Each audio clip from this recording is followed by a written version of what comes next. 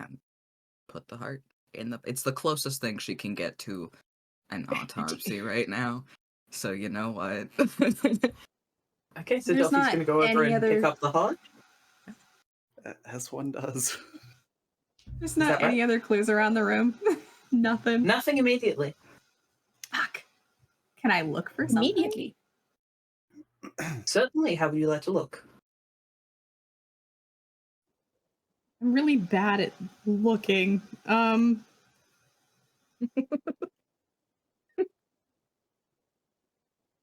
You're okay. Can I do a gut check so long?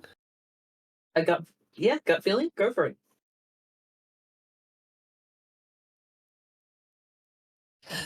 No feelings or bad feelings. I don't know. Wrong feelings. I don't know. GM. Could I 7. also do a gut feeling check? Certainly. So with a 7, Esmira, you are too busy thinking about Isabella back on the stairway, how she looked. Because you remember her as she was when you left, right? That she was haunted and like just generally looked very sick. But now you're thinking back to it, it looked like she'd been stabbed. There was like blood on her shirt. Like it looked like she had been killed by someone or something. But as far as you remember, she had just gone missing.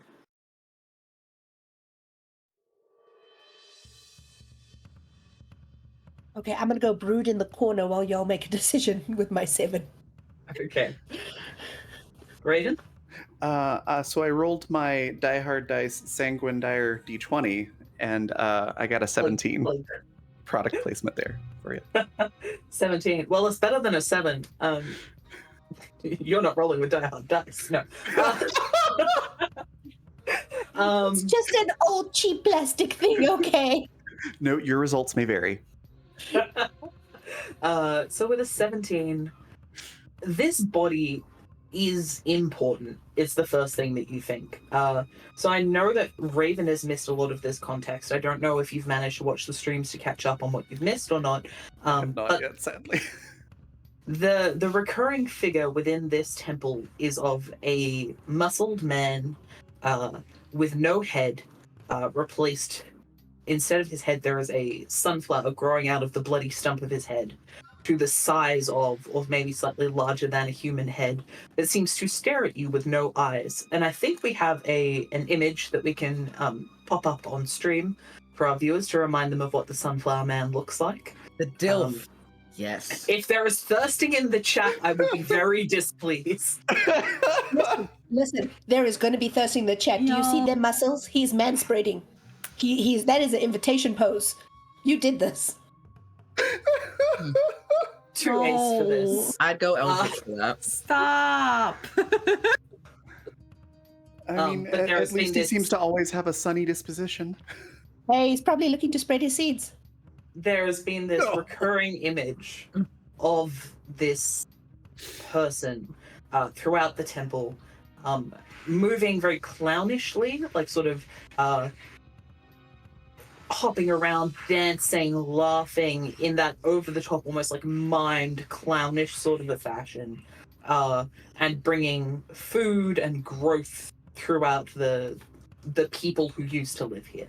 Like the narrative is very much the people here were sad and starving, there was no food, and then the sunflower man came and he made food and he brought laughter, and they were all very happy to have him, so they built him a temple. And then he went into the temple and said that he would always stay and look after them, essentially.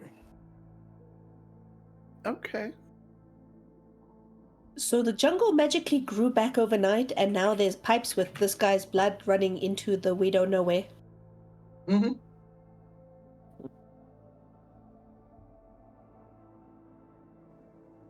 Now, I believe that Delphi was in the middle of picking up a heart. Is that right? Perfect. So you pick up the heart. Give me a medicine check. Okay.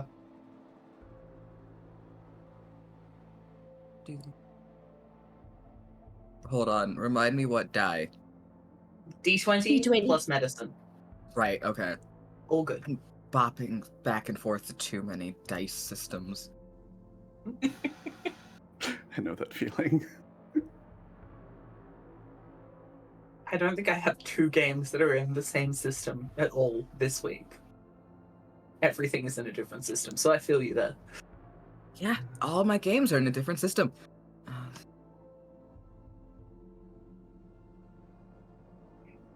19. 19. This heart is too big. This is not a human-sized heart. You're pretty familiar with how big a human heart is. Should be about the size of your fist. This is triple that size. And as you come back over to the body holding the heart, first of all, very warm. There is now blood all over your hands, which you're having to use both to sort of hold it because of the size. This whole man is very big, actually. Like, you didn't realize until you were right up next to him, but just his proportions are off to the point where you think if this man stood up, he'll be maybe 9 feet tall. And it's one of those things where you only realize when you get close enough to be able to, like, compare the length of your forearm to the length of this thing's forearm. You're like, oh, it's human-shaped, but that's not human. Do I get the vibe that this is the right thing to do? Would you like to make a gut feeling check? I would love to make a gut feeling check. Mm-hmm.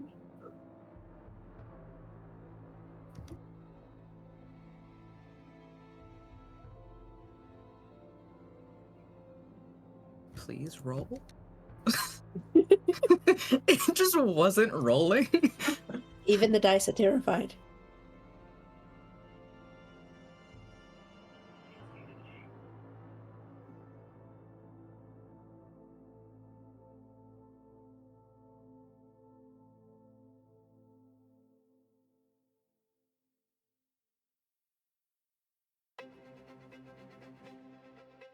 So yeah, that is a 21 total. 21 total. Okay, 1 second.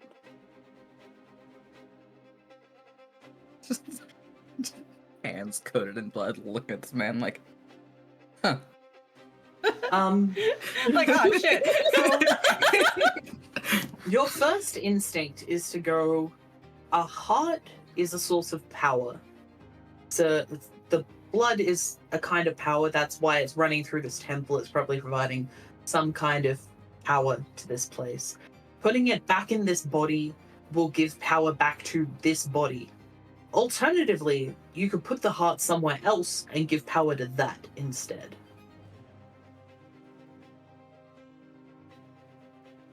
Look Please don't give power around. to the body. Please don't. Yeah, I mean, there are 3 other people in this room. Well, I mean, all of the lore that we've uncovered so far seems to indicate that this person is a good person, or at least helpful. What other options do we have for places to put the heart? There was that section of the mural that people looked like they were screaming at him. They could have been laughing. Dream that I had about him ripping out guts. So. I mean, they were streamers. Yeah, but I can get the okay. I can take the context clues. Well, why don't we put the heart back in the body, and then because so Raven thinks this is a terrible idea, but this is what Dick would think.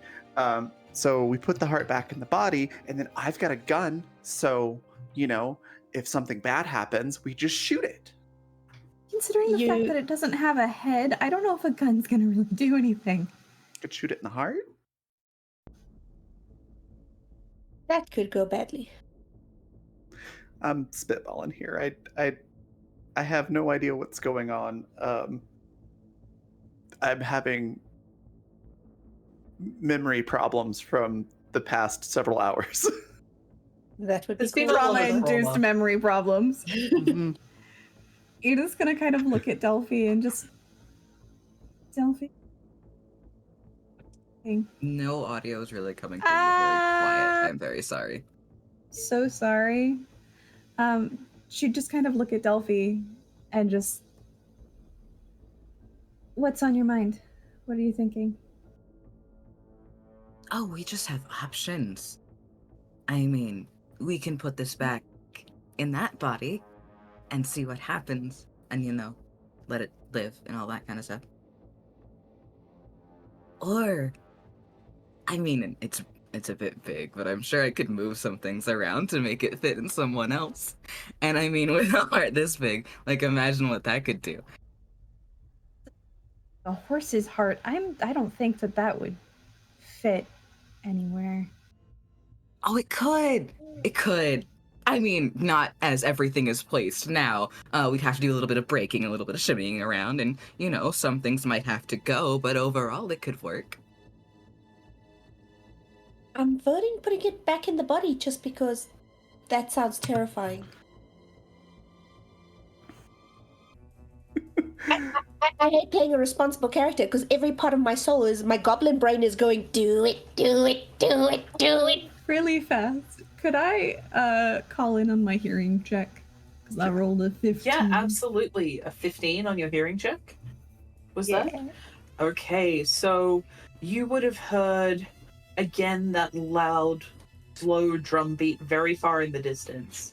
And now, as you are listening, and you can see the heart, you realize that drum beat you've been hearing the whole time is in time with the pumping of the heart. Oh, that's disturbing. Okay, alright. So it seems like this heart is in tune with most of the island. So I'm petrified that putting this back in the body is going to cause the body to come back to life, I guess. It's still alive. That's why she said the I guess. That's the point. It can't power other things if it's just powering a body, but it doesn't have to power that body necessarily, which is why I was like, hey, if anyone wants a new heart, I mean, theoretically, I could do the procedure. I in theory know how to do it. So if someone, that's an option. Wouldn't one of us have to take out our heart to put in a new one? Oh, I do that for you. Unless we want to be a that's not the concern. That part is not the concern. Removal is part of the service. Removal is the this isn't concern. the current day American healthcare system. You're not charged separately. Quick question, because that will determine if this is something Dick would say or not. Are we in the early 50s or the late 50s? It is 1954. 54. Okay, she might. I think Dick would be like, I just got finished reading this new book that came out. It was called The Lord of the Rings. And this heart is giving me very similar vibes to, because she would totally say vibes in the 1950s, very similar vibes to the thing they had to destroy in that book. Like, maybe this is the object of that, like, has all the island's power in it. Delphi be holding that heart like it's her child. I know. No, we're not doing anything yet. I'm not saying we do that right now. It's an option. And you're getting covered with blood. Thank God Delphi's dress is already covered in her own blood, because otherwise this would be messy. You've got a little something right there. Everywhere. Sorry, I got brought chocolates. Yeah, that's That's awesome. all right. Well, if no one wants the heart, unfortunately, I can't do the surgery on myself, so I'm out. I'll just put it in the body, and she'll walk over, and she will, in fact, just put it Okay. in the body. Okay, so as you go to do that, you realize that the chest cavity already has something in it. So you sort of have to get down and see what's inside. Would you like to give me a medicine check to sort of withdraw whatever's inside the chest cavity currently? Yeah, sure. Can I just stand very close, ready to, like, grab Delphi and run in case something goes bad? Sure. Okay. Oh my God. I've got this image in my head of Delphi with this heart in both hands going, here, hold this. Delphi, you're not dick. 23. Is that a 22? 23. 23. Okay, so would you like A or B? I'll let you pick. B sounds nice. B? Okay. I'll go with B. You pull out a wad of scrunched up, slightly bloodied paper, and I'm going to send you what it has written on it. Delphi has the heart under one arm like a football, and then the Oh my other is like God. reaching in. Dick, Also, could you I make just a had sight to- check for me, please? Oh, must I? Yes. Or I mean, no, you don't have to if you don't want to. I guess you could just let it happen. I want to. I just Mhm. also don't want to know what I see. It's a 17. 17.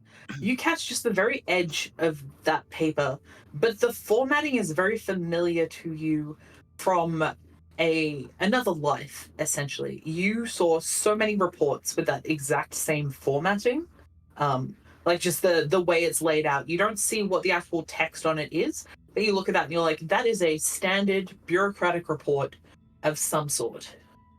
From where you used to process bureaucratic reports. Yes. Delphi, odd request. Could I see that paper? In a second. Okay. She'll keep it down. She'll give it a read. And it's just like, that's interesting. I'm gonna read off some of this to you guys because this is a weird thing to find in a kind of corpse.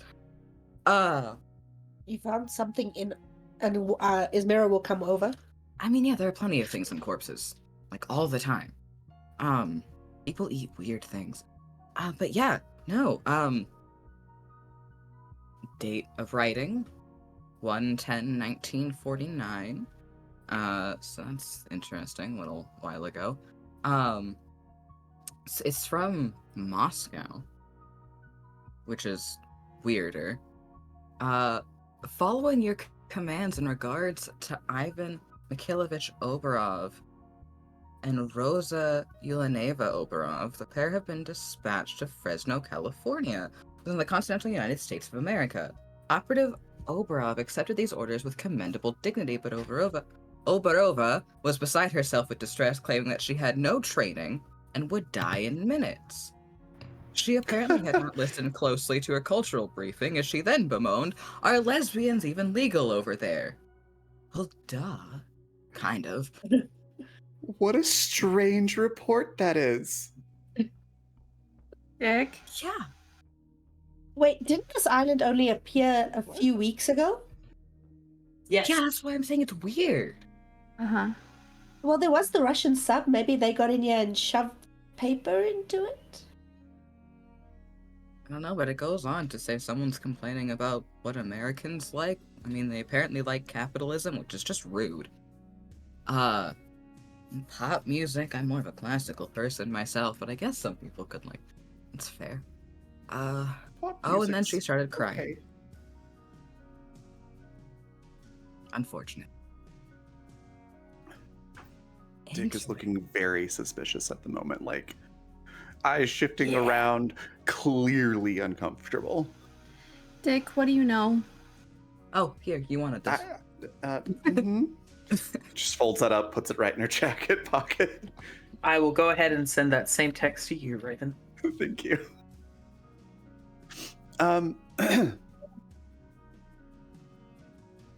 Where is I John think you at sent this it to point? me by mistake. It's just in John the is group back chat. at I camp. figure Yeah. it will. Yeah, John is Okay. back at camp at the moment. Oh, fantastic. Okay. Sorry, I'm scanning over it very quickly. Uh-huh. I'm very The funny. hands of the CIA. Oh God. I'm very Oh. funny. Yes, you are. That's amazing. Okay. So Edith asked what she knows, right? She starts looking around for like to make sure nobody else is there. Nobody else is there. You do have the feeling that somebody's watching you, but you can't see any other eyes in this room. Okay. So it's just the four of us, right? Just to confirm, no other NPCs. All right. Just the four of you. And a corpse. So And a corpse. Dick sort of very conspiratorially kind of motions everybody to get closer together and leans in. So, this might be about me. This report. Don't tell anyone. Definitely don't tell John. That's what I figured. Yeah, I suck at this. I am not a spy. Like, I mean, I'm a spy, but like, I suck at spying. I didn't want this job. Makes so much more sense. A lot more sense. Why would you do something you sucked so bad? I didn't have a choice. It was that or be shot. Russia. That's Fair. I'd pick the spying too. Yeah, I mean, it's not all bad. The food's actually fantastic. And I do like pop music. Some of it. okay. Nick's hand for a second and just squeeze it. Oh. She squeezes back and says, so yeah, obviously Dick is not my real name. It's Rosa. That's pretty. Thanks. Oh, much prettier than Dick. Yeah, I don't know who thought that was, like, apparently that's a word that Americans use for detective. It's also a word they use for penis. A nickname for Richard. Yes, English makes no sense. No. So now that is the feline out of the bag, I think is the expression. Close But- enough. Cat out of the Don't- bag, but close enough. Don't tell John. I don't Who tell him I'm anything. Guessing anyway. is we need not to- actually John. Do we need to No. worry about John? Maybe a little. Like, he's in this context, like, you might consider him a bad guy, but he's not a bad guy. He's my uncle, and he's quite good at what he does. It's not really conducive to how I want to live my life. Wait, he really is your creepy uncle? More or less, yes. Huh. Well, Okay. Now, how this report about me ended up in here, I have no idea. This doesn't make sense. There's another piece of paper in the chest cavity if you want it. Oh dear. I want the paper in the chest cavity. Yeah. All right. I'm gonna get the paper in the chest. Again, Me being my footballing the nosy heart. self, I'm getting closer so I can try to read it as it's pulled out. She's like gone to itch her face a few times, and there's like blood smeared across her face as well. And she's like, It's a piece of newsprint, oh, which is apparently too long for Discord. So give me one moment while I separate it. Oh no. You're good. I think Rosa, since everybody knows her name now, will pull out like a handkerchief and like wipe the blood on Delphi's face off. oh, that's sweet. Thank you. And she'll lean over and she'll give you a little peck on the lips before going back to rummaging. Yeah, Rosa just turns beet red. She's like, you had a little something right there. I appreciate it. It's probably blood. So, It's blood. could I was get trying to stay away from the gross words. Can I get a sight check from Edith, please? The first time I didn't want a natural 20. You got it? Yeah. Great. Which means you will get to see the whole of this.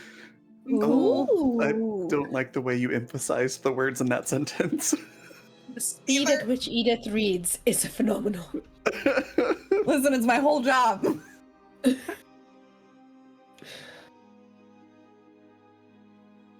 I'm so afeared. Indeed. So I don't mind who wants to read this out, but I think that someone should read this out. I'll go for it. Delphi is not hiding anything, so she's probably just picking it up and reading it. So, I'll read also There's the a image. headline in like big black bold text, and then there's an image under it, and then some writing. I'm just gonna flat out say that Edith immediately tries to snatch it. Like immediately. Good luck. All right, let's have a contested nimbleness check, I guess. I think at the very least, Delphi will get out the title and the image. I think she's gonna get more than that. Did the dice betray you? 17. I got a 4. All right, Delphi gets to read the whole article out. All Just right. does the shit where she holds it above her.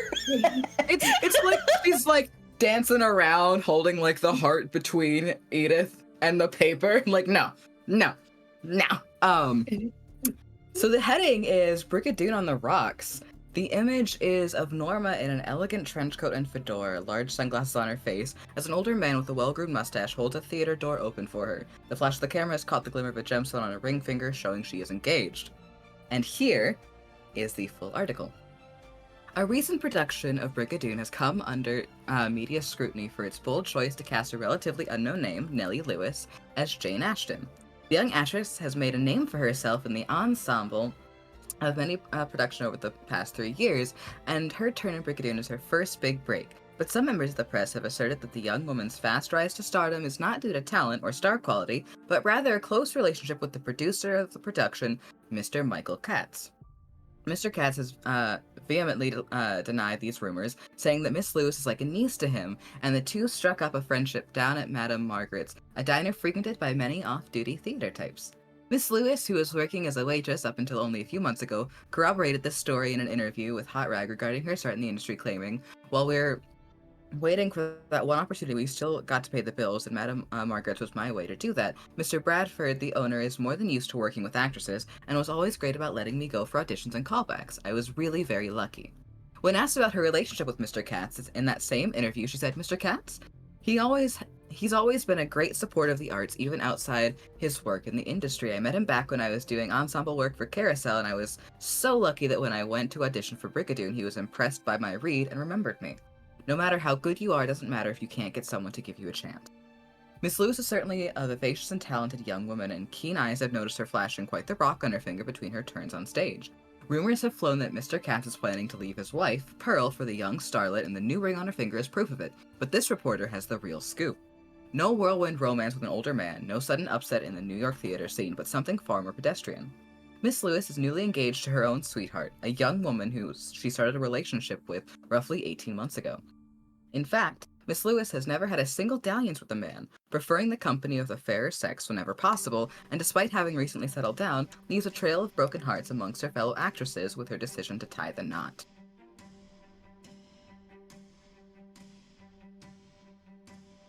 Do we recognize? Oh no, you guys see the picture. Never mind. Yep, you guys would see the picture, which is indeed that woman who was attacking you on the stairway. This is Stop your and, like, fiancé. Stare at Edith.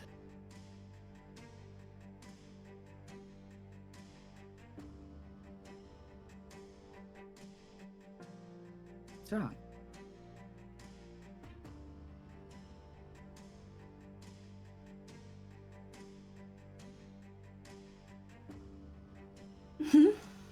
What? Well, this is your fiancé. Well, it's about your fiancé. Yeah, it is. Are you okay? No. You want the hug? Oh. No, I don't. Okay.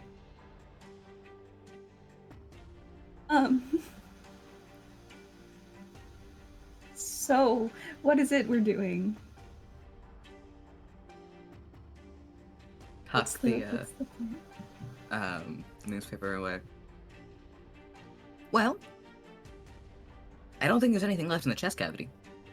There are a couple things left in the chest cavity. There's still I'm things gonna in the keep chest looking in the cavity? chest cavity. Oh no. All Delphi's right. not gonna stop looking in his chest cavity until it's empty. This is a chest cavity of wonders. I mean, So you're not wrong. Pandora's The next- fucking chest. the next thing that Delphi pulls out of the chest cavity of wonders Everything. is a rosary, a very heavy hand-carved rosary. Esmira, can I get a discipline check from you, please? Oh no. Oh, that's not too bad. Pandora's 21. chest, oh my God. 21 was that? 21. So you recognize this rosary. It belonged to your cousin. The other thing you will recognize is the knife that it is wrapped around. It is a heavy military-style knife that you are fairly familiar with, as it, back in the day, used to belong to Luke. But he lost it years and years ago. You remember him saying, like, oh shit, I lost my knife, we're gonna have to go get another one. And he complained about it forever because it was his favorite knife. He always used it for, helping start fires, cutting ropes, etc. And he is still complaining that the knife he has now is not as good as that original knife that he used to have. Even though it's been missing for years.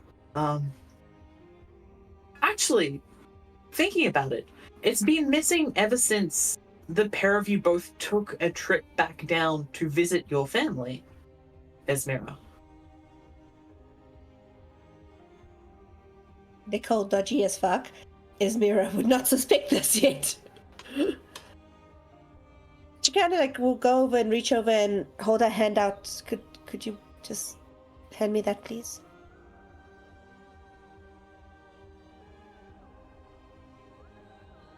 And she'll take it and unwrap the rosary and literally just hold the rosary in her hand.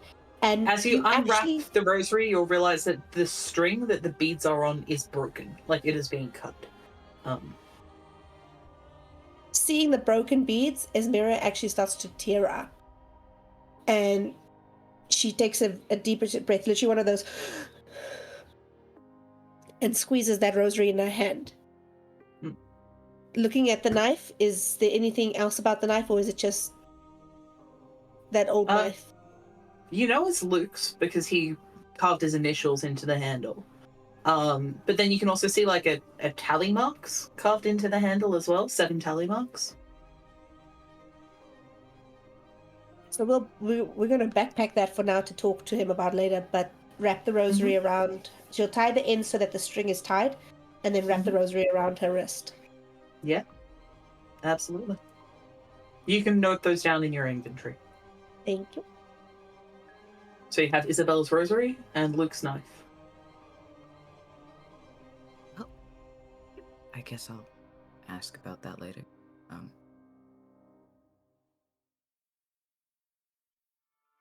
assuming you have been here and just dropped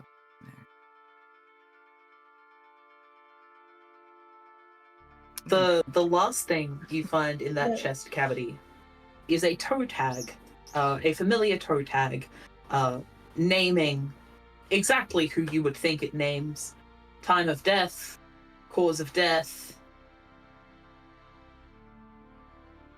Crumple. Gone. Pick me back up the heart. Yep. Are you empty now? Does appear to be that way. Oh, finally. Getting Right, right in there. Give me a nimbleness check. Okay. As you put the heart into place, the spread open ribs clutch shut like a bear trap, attempting to take your hands off at the wrist. That'd be fucking rude. Would Can Delphi I spring have into action advantage? now? Yeah, because of Dick. That's such a sentence. I know. Also, Ran is frozen for me at the moment. Oh, am I Good for frozen? me. Not I for can hear anyone you. else. Okay. Okay. Just do some light interpretive dance. Okay. Okay, cool. It's just on my end then. All right. So Delphi will get a nimbleness check to pull back. If she fails, I'll let Dick make a nimbleness check to sort of help combat the ill effects of that. Does that make sense? Okay. I Yeah, have that works. 21. 21. Nice. All right. Delphi pulls back. The only smallest victim of this is it's shaved, a quarter centimeter off the end of your perfect manicured nails. And the bandage. And a bandage, yes. How sharp are those ribs? I mean, it's a 9-foot tall thing. I'm not gonna judge its rib sharpness. Battle ribs. But she'll step back. Make sure. The flesh is still open and splayed, like it needs sewing up, but the She's rib gonna- cage is intact again now. It's gonna take a second, but she doesn't know what's gonna try to take her at this point. She's like, okay. And then she'll pull out her own sewing stuff, because she can never leave unprepared. And she'll thread through properly and she'll start sewing one up, making sure everything's like where it should be and doing her due diligence. Would you like to give me a medicine check? No, whatever will I do? Watch me fail. Oh, it not after a being medicine sassy. check. I can't do those. Totally not their whole thing. 23. 23. Yeah, perfectly done. Neat, almost invisible sutures, as if you were afraid that the family wanted to have a shirtless funeral rather than just an open casket. Very neatly sewn up. You pull back, wipe the back of your hand across your forehead, leaving a streak of blood. And in front of you, the corpse dissipates into dust. The What? decay sets in incredibly rapidly. It mummifies. It turns to dust until the only thing left sitting exactly where its heart would have been over that dais is a copper key with the head of a sunflower. That wasn't quite what I was expecting to happen. I wonder if I'm not sure what I thought was going to happen, but it Wasn't that? wasn't that. Now I wonder if we had put the heart in one of us, if that would. Ooh, I wonder if it would have made us. No one will ever know. Is there a keyhole around here? No. And slowly you can hear that drum beat fading away and the faint gurgling sound of the blood moving through the pipes beginning to sputter as it runs out of liquid. Maybe there's another secret latch or something? We also may have to go back the way we came. I would But really rather not. Well, Same. The things that were supposedly powering this place are... gurgling away. People we knew, some of which were already dead, came out of glass stairs, and objects from what looks like each of our past was in a corpse of a 9-foot man. I'm not trusting that just disappeared. Do you have a better solution? I'm all ears! I'm not saying that it's not our only choice. I'm saying let's just give it a second and look around. I know, that's literally what I'm saying. It seems like you don't listen to me at all sometimes. And she's gonna go happily skip over to start feeling along the walls. Edith, could you give me another listen check, please? Another hearing check?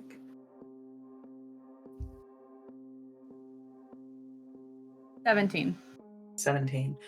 There was a moment there while Delphi was talking where her voice sounded wrong. It veered into like a transatlantic, very cultured accent that you are very familiar with. Just for a moment when she said, "It seems like you don't listen to me at all," you were like, bolt from the blue. I know I've had that argument with that voice. and then it just it went away again, but just for a second. Oh, that's unnerving. Oh, don't you just sit there like an innocent little flower? How dare you? They're perfect in every way. Edith is going to curl in on herself, and I think she's going to start hyperventilating. Good for her. No, not good for her. You do what you need to do, girl. Rosa's gonna go over there and just like hold space for Edith. Okay. I'm gonna try with the help of seeing if we can find another way out of this room that doesn't involve going through the crazy ritual, the bad stone door that has no handle on this side, the staircase of doom, the other staircase of doom, and the things that tried to hunt and kill us. Cool. How are you gonna do that? So Delphi's filling up the wall. What is Esmera doing? Delphi's having a great I wanna- time. I want to just kind of have a moment of, you said when we came down that these stairs when we came up were almost like the reverse. When we Yes. came down, a secret door opened. That's how we got in here. Yes. I want to check around the reverse area if there's something there, like in that area. Oh, she is smart. Yeah, go ahead. Give me a sight check. Hurtful. Oh, shit. That wasn't meant to sound surprised. That was meant to sound approving. Just so we're clear. I caught what you meant, yeah. What did you say I had to roll? I was stunned A into shock. sight check. A sight check. Okay. What am I rolling to feel up walls? 16 plus 9 is, my brain doesn't want to math, 25. 25. Okay. You find what is very clearly a ciphered text. It's not a tapped code. It is like letters that don't make sense. I'm going to chuck them in the chat. But you don't know what cipher it's meant to be for. Like, there's no clues regarding that around. Just this series of nonsense letters. Okay. Trying to find where my pen is.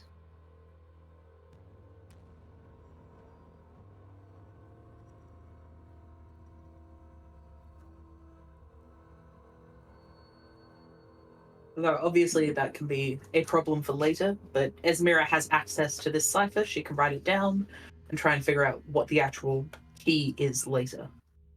Although, actually, what was that site? Was it a 17, you said?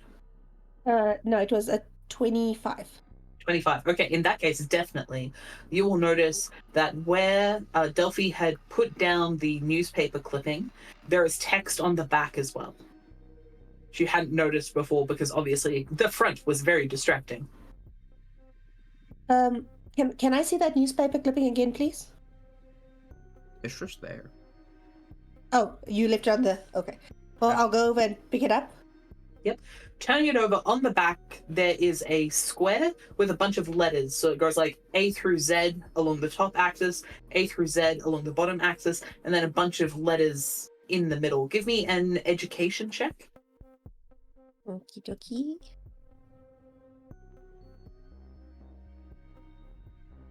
18. 18. You've heard of these before. This is what's called a visionaire cipher. It's a key for solving puzzles.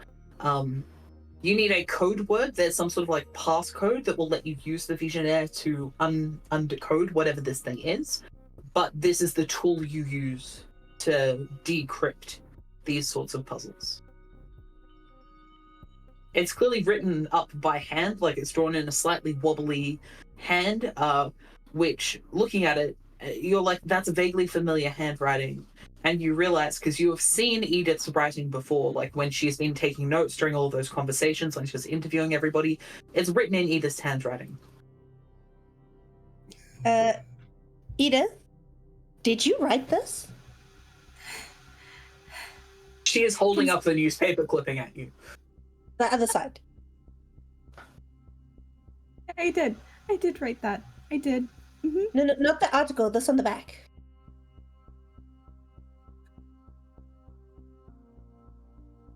Your audio's not quite coming through, hon. She is so quiet. I'm sorry. Because I put noise suppression on so you couldn't hear my computer fan, but then my mic doesn't like to pick me up. Oh. Being very emotional, Discord doesn't like that, apparently. I'm so sorry. Wow, Please. sexist. Let me be a Pisces, goddamn. Are you okay, Go? Got him. Mountain Dew went out my nose. Oh no! But overall, yes, I am fine. Let's continue. Interesting choice of drug, but okay. I'm sorry. No, no, I don't think so. I don't, Where those other papers? Just check if there's something on them. We're gonna need a password. I'm Oh, picking up the crumpled toe tag. No, the fuck you're not. She put that in a pocket. Oh, I thought you said you just tossed it. Oh god, no. Oh fuck, no. She'll check Never the tag, mind. though. Just in the corner with her wall. Just put it in the corner where no one can see it. Yeah, just in the corner. Turning it over, on the back it says in beautiful calligraphy, "It grows." And just Delphi, under your breath, without even meaning to, you read it and then you sort of nod to yourself and you go, "It grows." Who's gonna do that anyway? That's amazing. Is that loud enough where everyone could hear? That's a good question. Let's have a hearing check from the rest of you three. Alrighty. 9. That's a 10 plus. No, I'm so three. sorry. 21. I got that in my sight mixed up. It's 11. 11, and 13. 13. So Esmira hears and then immediately nods and goes, "It grows." It grows. The other two of you will hear that and then be like, "What the fuck?" What? Delphi will look What? back. It What grows. What grows? What is it in that It grows. sentence? It grows. It grows. It grows. Is there an echo in here? Waving it around for a second while talking at a meeting. Just like, oh shit. Oh, that is unsettling. So it grows might be our passcode. There is a very good chance. Is there That would anything on make the sense, back of the? Is there anything on the back of that report? Let me look. Did I find Um, anything while I was feeling up the wall, by the way? I didn't know what to roll for fondling a wall. That's actually, it is the one thing that there is no obvious thing to take as a skill. Yeah. You're just not the walls type. I mean, that's So- fair. I think I'm gonna look. It's dexterity, kind of. So I'll say it's nimbleness again. Yeah, that sounds right. That's fair. I mean, depending on what you want to do with the wall, I guess charm could work too.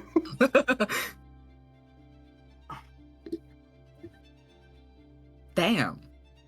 I'm apparently real good at feeling up walls. That's a nat 20 to feel up a wall. Okay. I'm leaving like Oh. bloody streaks across this wall too. But that makes sense. You know everywhere you've touched already. I can't see it. So feeling around on the wall. I mean, first of all, it's surprisingly smooth. Like the carving is well done. Clearly, they put in the time to like gentle off the edges. There are no rough surfaces. These beautiful carved sunflowers, gorgeous greenery. Can I get everyone else to take off their headphones for a moment, please? Yes. Delphi. Ish. Delphi-ish. Yeah. My good friend.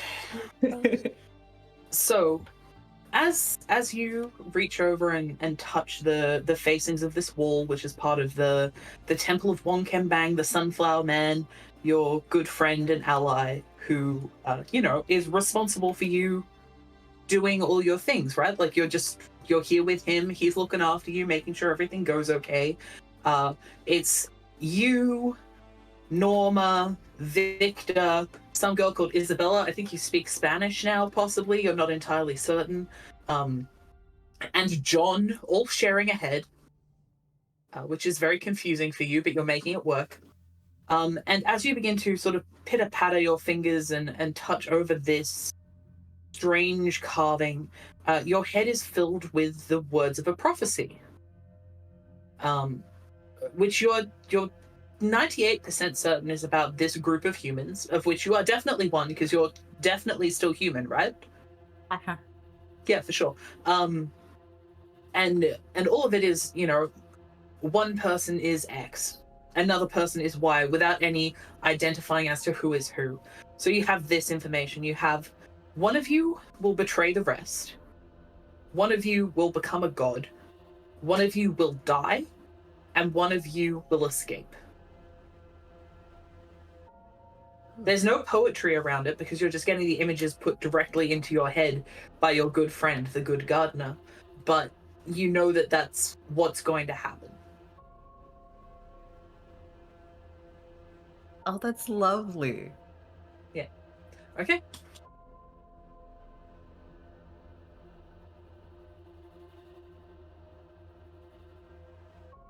And we're going to I go on got break very distracted. shortly.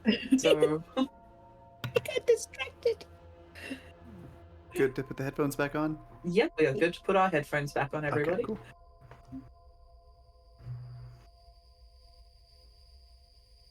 How pleased Cove looks. It makes me Alright, so so- nervous. I Delphi, know, you right? take You So take a much step back concern. with that new information.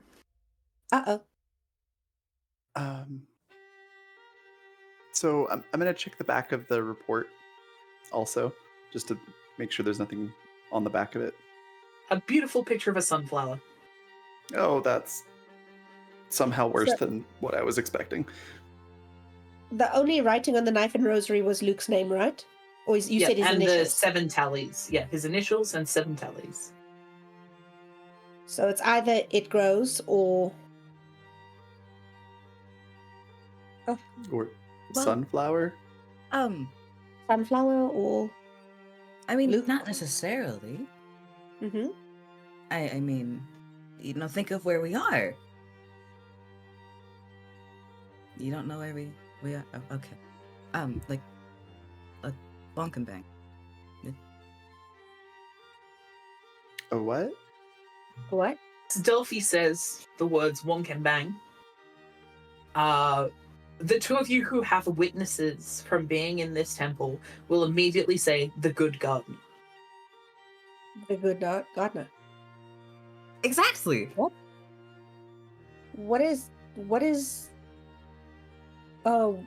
you say? Wonka. Bonken Bang. The good gardener. Okay, but what Sorry, is who's it? saying the good gardener? Edith and Desmira. Okay.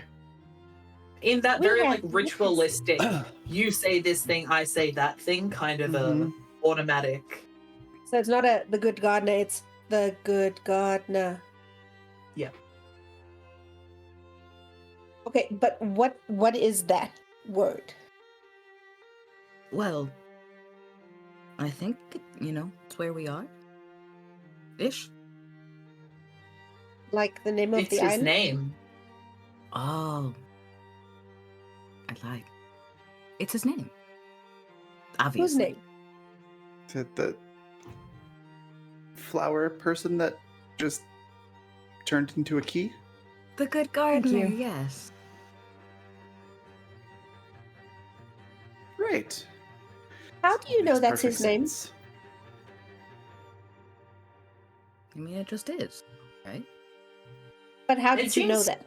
Pretty obvious now she said it. Like, you look at him and you're like, yeah, that's definitely a guy called Wong Kan Bang. Like, that just seems right. Some people just look like a certain name. This headless man covered in blood with a sunflower sprouting out of the stump of his neck, he just looks like a Wong Kan Bang. Now Look, she if said someone's- it seems so obvious.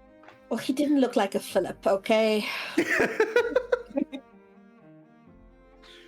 But I didn't feel any keyhole or anything. But that should be our cipher. To figure that all out, which will be so much fun. But I think we still probably have to go back the way we came.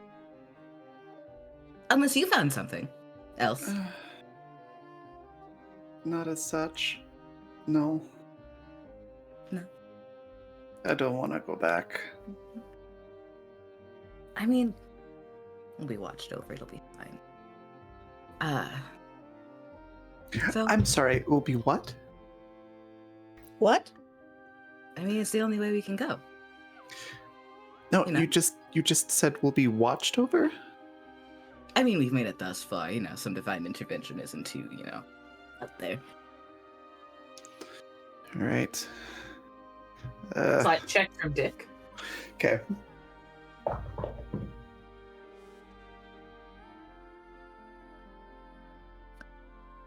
Oh, there it is. That's a 7. Okay, 7 plus 5, so 12.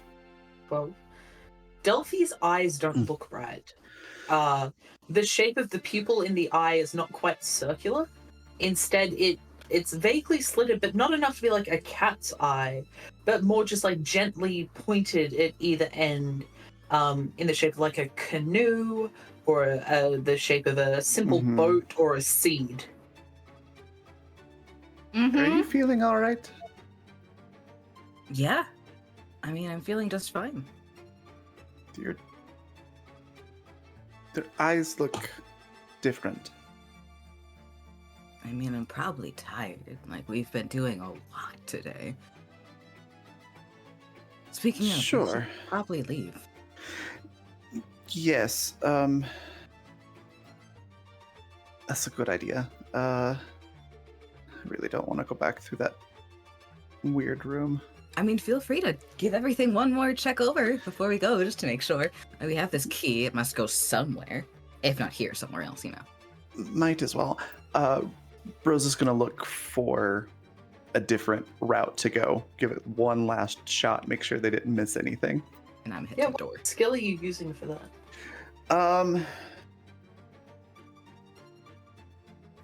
Let's see. Where did I put my training? There it is.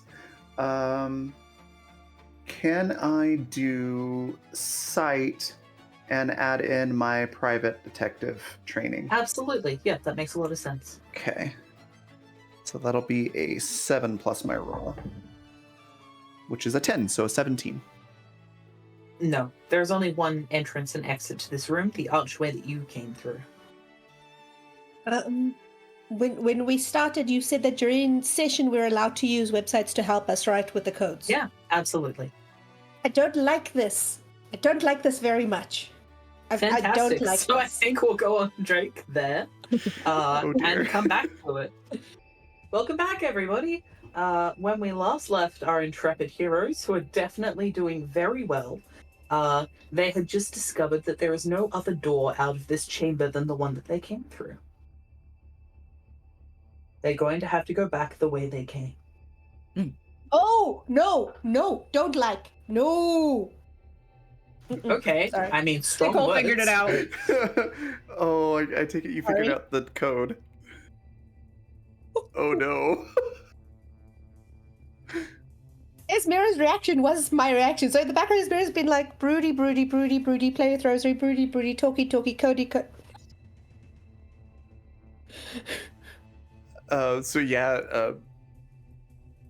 Rosa, aka Dick, is going to look over to us and be like, is everything okay?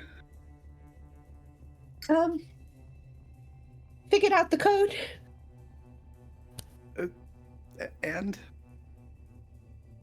The king in green sleeps beneath the copper pyramid, but every day that the sun shines upon the island, he gets closer to waking. I'm sure that's fine.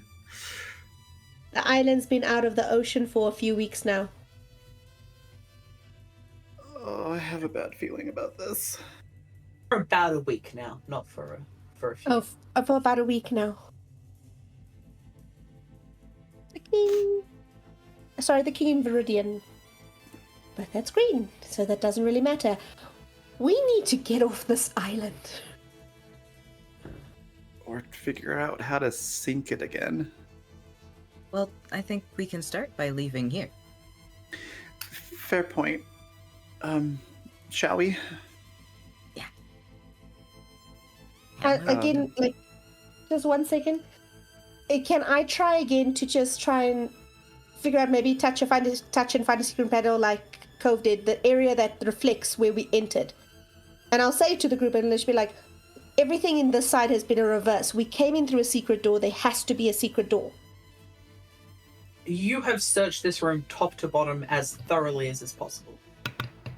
Thank you so much, DM, for the you will waste your time if you continue doing this. I appreciate it. that Thank you too. so Yeah. much. Okay. So Yep. let's go. Yeah, I have Yay, marching more order, please. stairs. yeah. Rosa's gonna take point. I say, with terror as the player. I can go first. If- you I don't know have to. if Rosa looks scared, Ismira will go first. All right. Delphi, you All right. keep getting pieces chopped off of you. And that's fine. I'm fine. Covered in blood, just like, hi, I'm chill. She just gives Delphi the like, "Are you though?" face. All right, so first we've got Esmira. Who's coming in second? I'm going. Delphi, Then Dick. then Dick, and then we have Edith in the rear, You gotta hoping figure she out how to doesn't get down the accidentally stairs. run anybody over if she goes too fast. Again, they're very shallow, wide stairs, so it's just like a little bump, and then you can roll forward enough, and then a little bump. So definitely I'm so not scared. too difficult. It's just unnerving to do with a whole bunch of people directly in front of you, you know? At least we'll slow your descent. Love that. And as Really in the mood to As hurt Dick is anybody walking. else right now. she's obviously very nervous, and so she pulls a Zippo lighter that looks kind of like this from her pocket, and just starts. I'm gonna do it away from the microphone since it's very loud, clicky noises. But she just keeps doing that over and over. Mm. So as you descend, the first thing you notice is that there's no signs of the hunting party who chased you up these stairs.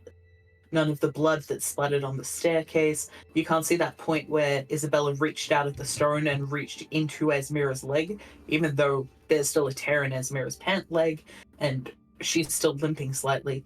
It's as if someone has come in and cleaned this space in the time that you were up there in that hot chamber. On either side of the stairs as you descend, you see the images of the Sunflower Man, as he is found in the ranks of the sunflower tree, not trees, what am I saying? The sunflower fields, you know, sunflower trees. No. In the ranks of the sunflower fields that had been grown in the sand. You see him like gambling and japing amongst the people, their joy on their faces that then seems to turn into these rictuses of laughter or screaming. It's very difficult to tell which. They build the spire that you have ascended today, and he climbs onto a throne atop this spire and seems to settle into place. And then you come to a door at the bottom of the stairs. The door seems like a fairly simple door. There is just a simple, like a press down and push type handle. It doesn't require turning. There are no mysterious puzzles on it. It's just a very simple wooden door with a copper handle. Wasn't this the stone door where we left the ritual chamber? Yes.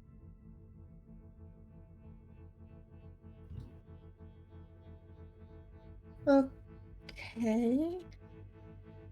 So, does that mean the layout has changed, or am I misremembering things? Possibly a bit. This Okay. is not the door we saw before. Like, slowly open the door. You're looking at a large 8-sided room with a sandy floor and a tall stake in the center. There is no labyrinth painted in the sand. That's as much as you can see from the doorway. So it's still the ritual room. Do we see the scales? On this side of the door? No. Okay, head through. Okay. Esmira steps into the room. Does everyone else follow immediately, or is there a bit of time before you go in? Yeah, cautiously following. Okay. Esmira's stepping into this room, looking around. You can see the stake in the center of the room, which is about 8 feet tall. It's cemented into the sand, like just stabbed into it. You can't see the table on the far side anymore, but you are still carrying, each of you has, one of you has the Hessian bag, one of you has the coil of copper wire. I believe Dick still has a large black knife. Yeah. An obsidian knife. I have that in my inventory. Yeah. That they picked up earlier. But Watch that. if anything, this sort of makes you feel of like if you step out onto a stage after the show is over, like it's just sort of empty, quiet. So, that sensation when like you find that there's like a really big spider or bug or something like that in your room, and then you go to get something to like take care of it, whether that be catching it or whatever, and then it's not there when you get back. Yep. That is precisely the feeling. Like multiply that by 10, and that's what Dick is feeling right now. Yes, it is. You're correct. Oh, unclean. We can go through. Yeah, so take out the hood from the backpack Mm-hmm. and step forward. Yep. Where the labyrinth was, walk across that. You walk across Nothing the happens? sand. Nothing happens. Dick, could I get a sight check from you, please? Yeah. I'ma die. So that is an 8 plus 5, so that's 13. And would spy or private detective apply at all? I think spy would apply here. All right, so that'll make it a 15. 15. She's just enough for you to catch sight of something hanging maybe 15 feet in the air above the stake. As Esmira is passing towards it, your eyes sort of catch on movement, and as you look up, you realize someone is hanging, suspended by their wrists, like their arms behind their back, and then a rope coming from the wrists up, dangling them over the center of this sandy expanse. They have a bag over their head with some sort of like crude face drawn on it in green paint. Their legs are kicking, and immediately, Dick, what you notice is that this person is wearing the same clothes that Esmira is. Oh, I hate that so much. This person is dangling, they're kicking out, like they're clearly trying to get free, but they just can't. Is immediately going to like do the frantic light slapping on people's arms. And who are you point that out. slapping? So Delphi's right next to you, Edith's right so- behind you, Esmira's maybe 5 feet in front of you. So like Edith and Delphi first because they're closest, and then like motion like get Esmira's attention and point that out and be like, Edith, Delphi, immediately. Actually, could I get a gut feeling from Dick as well? yes, that's actually my best stat. Oh. 20. 20. You do not know which one of these figures is Esmira. Esmira was also the first person in this room the last time you came through. Oh, I hate this. And that means that there was a moment where she was not directly in your side.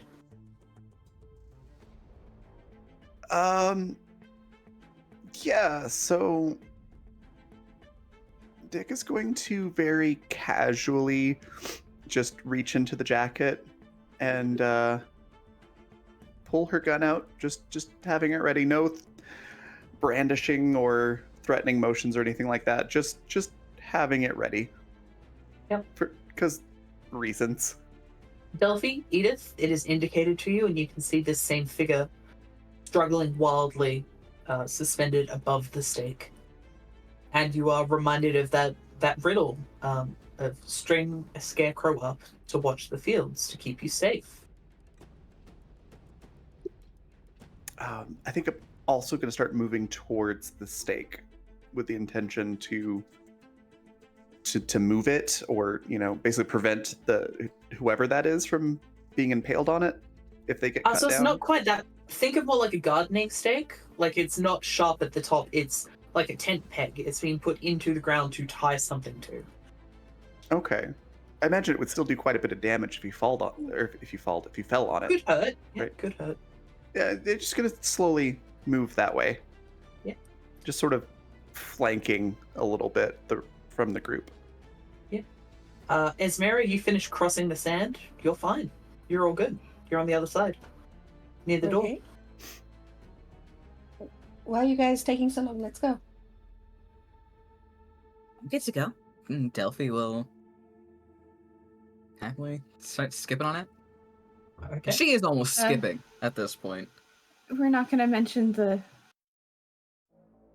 Mention the what? She's going to point. Yeah. Yeah, Oh, as look Mara where now they has point. pointed out, yeah, there was a person tied to the ceiling. Well, dangling from the ceiling. Do I recognize those clothes? They look like your clothes. Well, honestly, your Oh. first thought would probably be like, well, that person is dressed practically for the situation we're in. And then, wait a second. What are they strung up by? Copper wire. Copper wire tied around the backs of the wrists. To the and ceiling, then or to the ceiling.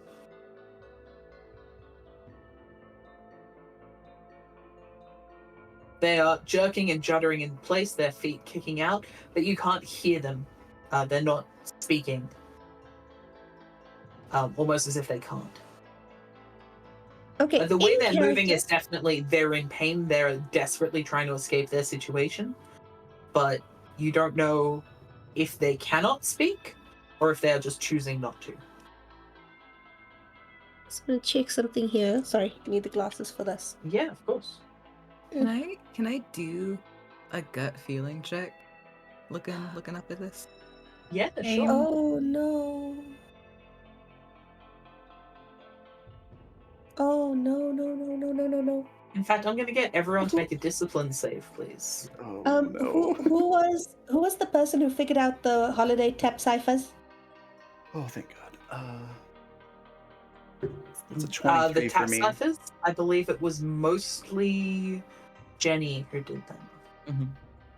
Because remember, they are the things that walk are not yourself. She waits for a beloved beneath the banyan tree. She died for her lovers, now she weeps alone. Who can one trust if not oneself? The king sleeps wrapped in remnant of glowing green, and he waits to rise again. So for gut feeling, it was a dirty 20. And Dirty then 20, yeah.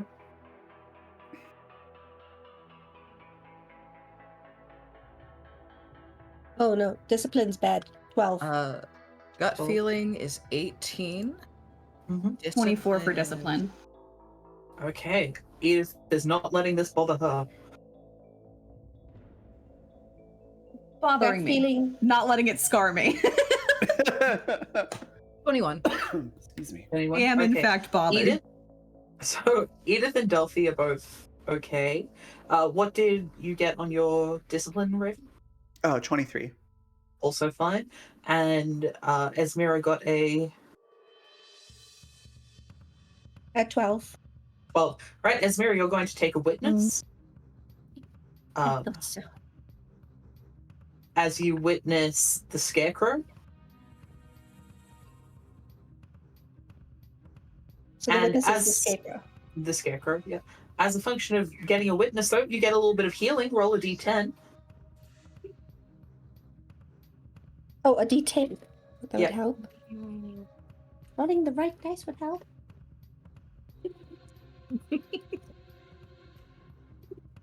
8. Heart tea strainer. 8. Well, Okay, you get 8 hit points back. Yay! Nice. Yeah, Rosa's gonna look at everybody, essentially be like, I think we should probably get them down. Why do I feel Yes, a gut please. feeling? Can we Yeah. get them down right now? Right now. Right now. Hey, how are we feeling with gut feeling? Yeah. Pretty much the same as what Dick got.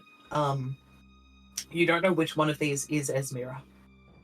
You're not sure if either of these are Esmira. Like, you came in with Esmira, you're sure of that.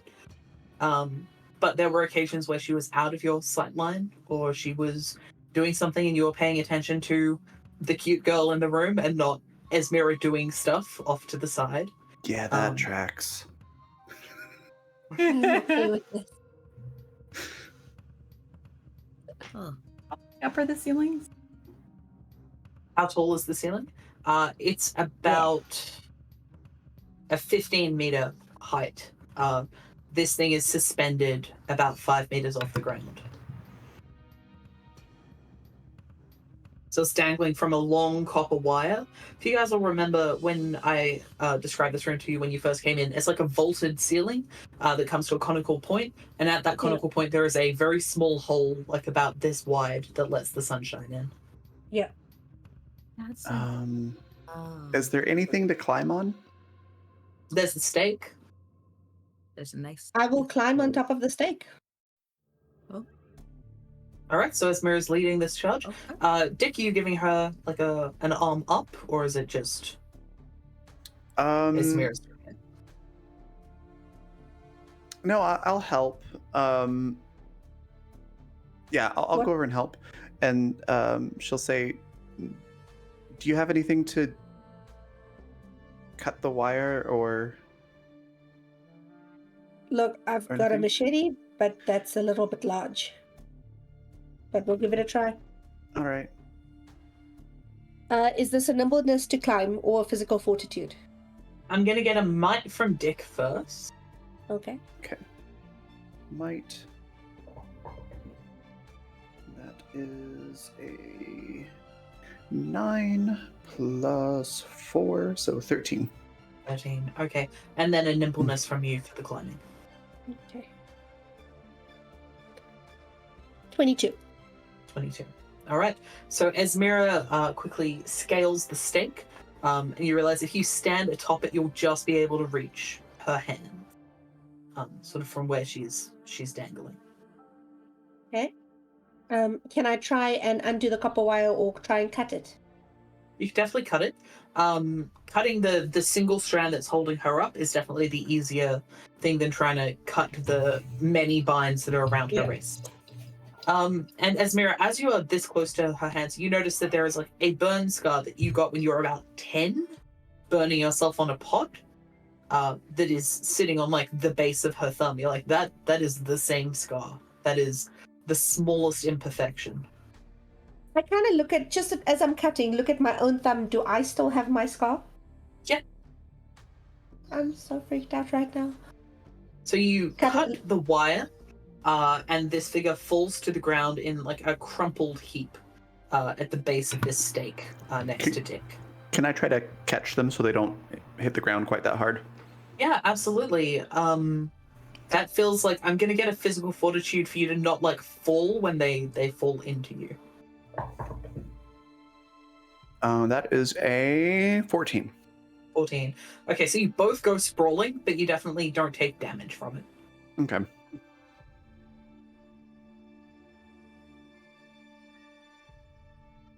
So now we have two. Jump Yeah. down. Yep.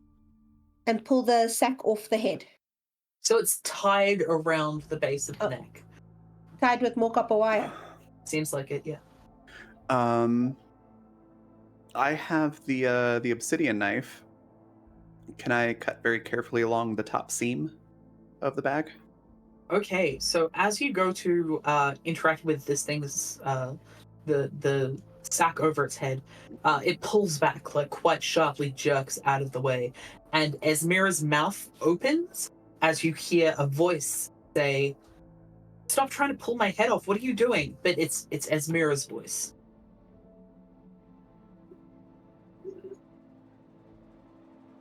What just happened? As Esmira says that, you hear the sound come from within the Hessian bag, at the same time as Esmira's mouth opens to speak. So it's like Esmira is throwing her voice into the bag. Into the bag. but her mouth is still the one that's moving. Did any sound come out of my mouth? No. Okay, so right, I don't know what's going on, so let's review what we know so far. There are two of you. One of you has a creepy bag over your head, which is what I was trying to get off. Well, yeah, ever since you strung me up here, as Mira says. What do you That mean definitely strung me was up not here? actually me.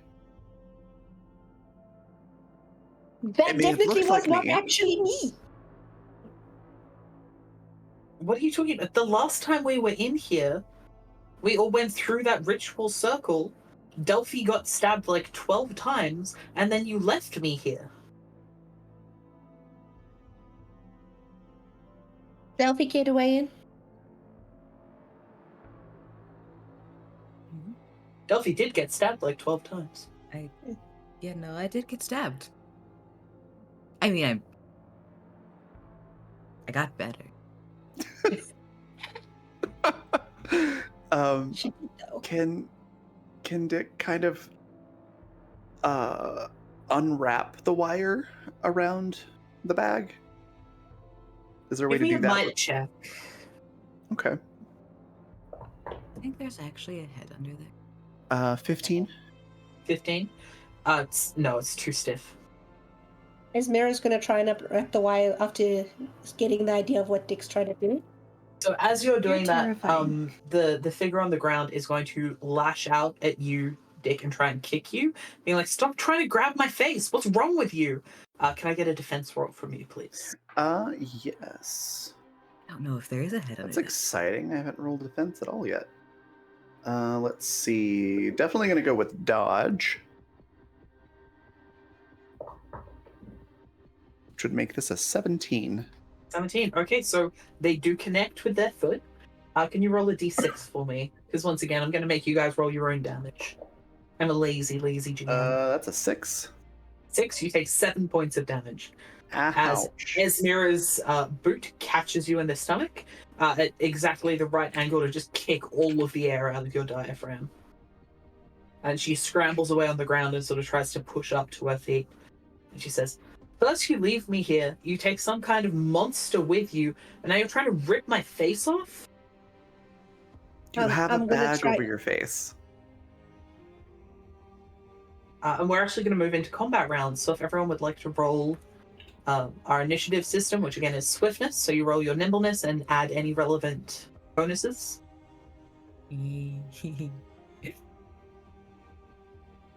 Oh no, that's not good. I think it's great, actually. I'm so excited. Esmera is just literally standing here in shock, going,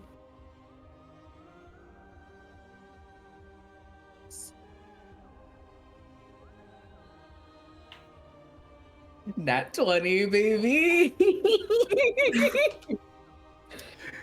Nice. "Oh, admit it, Delphi's been waiting for a chance to bitch slap Esmera." He doesn't That think is- anything's under that hood, and she has to know. So Ask Delphi it. got a nat 20. So that's a 24 for me. Okay. And I'm 14 kind of for excited Edith. about combat because I have extra stamina points. I get to do extra actions. All right, Nice. so I we've also got want to mention Rosa, that during this then entire Delphi. thing, Edith has been like tucked back by Delphi because she's like, I don't want to be anywhere near this.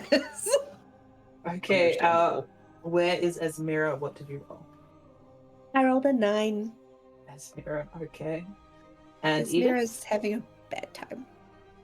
14. 15? Okay. 14. Or 14, okay. Yes. Lovely. Alright, which means we're going to kick off with Rosa. Dick.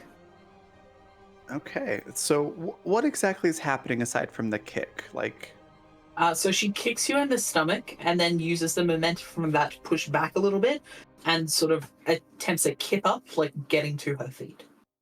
okay.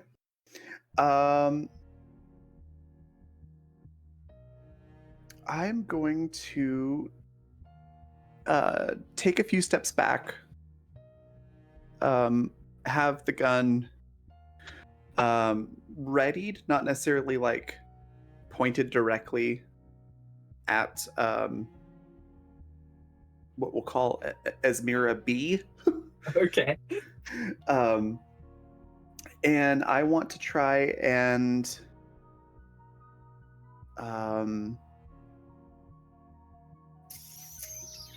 yeah, we're gonna go with intimidation. Intimidate into standing down until we can figure this out. Okay. Like, I have a gun. We need to figure this out. Just Okay. chill. So making a daunt check, would that be? Yeah. Yeah. Oops. So yeah, I'm gonna use my action for that. That's a 13. 13. Doesn't seem to have any effect. Okay. I would like to spend a stamina point. Mhm. Let's see if I can get an extra action. Yes, it succeeded, so I do. I would like to fire a shot into the ceiling and try the daunt again. Okay, yeah. For sure. All right, so that is going to be a. So that's 19 total. 19. Okay. Esmira, could you make a discipline check for me, please? Okie dokie. That's fair. Seeing yourself get shot is probably an issue. Okie Probably. dokie. Yeah. That makes sense. 14. 14.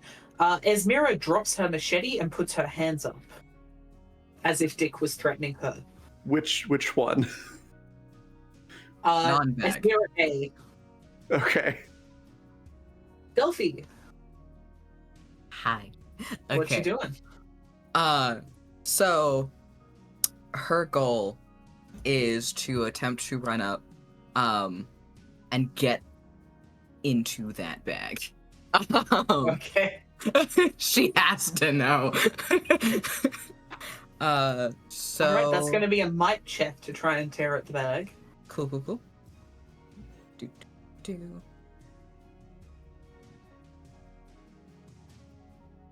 What is a dirty 20? Dirty 20. Okay. You tear the bag, and it falls in shreds around this thing's face. It's Esmira. It is just Esmira. A little bit bloodier, a little bit like more tussled in that she's had a bag pulled over her head and wire wrapped around her neck. Like her braid has fallen out a little bit. She looks panicked and terrified. But with this sort of like set look on her face, like, well, this might be happening, but I'm not gonna fucking let it take me out. Like, okay, everyone's turned against me. Pretty much, I should have seen it coming. I'll figure it out. But looking back at the Esmira in your group, you remember that she has that strange pupil in her scarred eye, and sort of looking from the Esmira you've just uncovered back to the Esmira in your group, you are no longer certain that the one in your group looks quite right.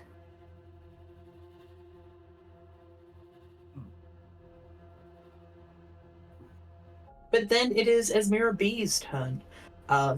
She is going to start running towards one side of the building, like the wall, essentially. And as she does that, Esmira A, Esmira, who is being controlled by Nicole currently, runs exactly the opposite direction to the other side of the room. Like they are mirroring each other perfectly. Edith, your turn. I think she's just trying to figure out what the hell is going on. Like watching the two of them, thinking back about what's been happening since the whole like play that we did earlier. Would you like a sight check? Sure. I'm not very good at them, but sure.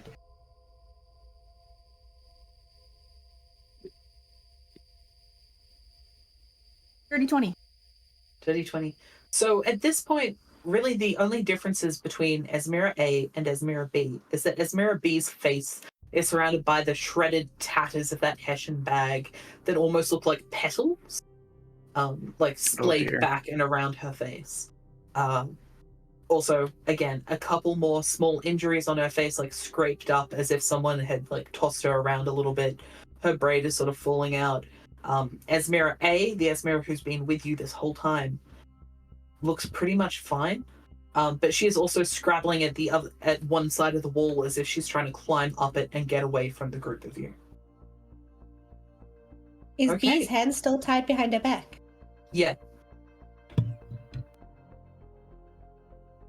Esmera, could I get a discipline save from you, please, first thing? I rolled exactly the same. Yeah? 14. Okay. 14. Yeah, I'm sorry, you are not in control of your own actions currently.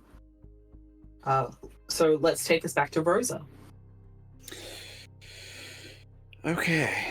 Oh, this is just all sorts of confusing.